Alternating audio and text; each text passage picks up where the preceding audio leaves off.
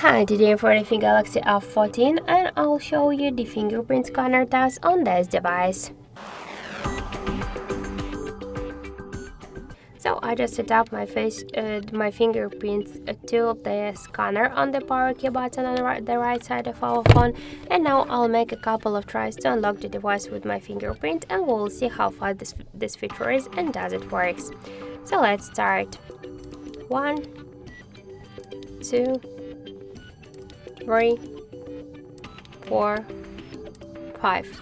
As we can see, the fingerprint scanner works just so fast and correct, and we just unlock the device less than in 1 second, and with the simple touch to the power key button. I'm not pressing it, I just simple touch it. So just after that we can see that the fingerprint scanner works just here correct and successfully.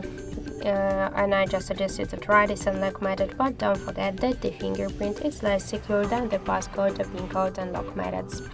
So that's it, thank you for watching, and if you find this video helpful, don't forget to leave a like, comment and to subscribe our channel.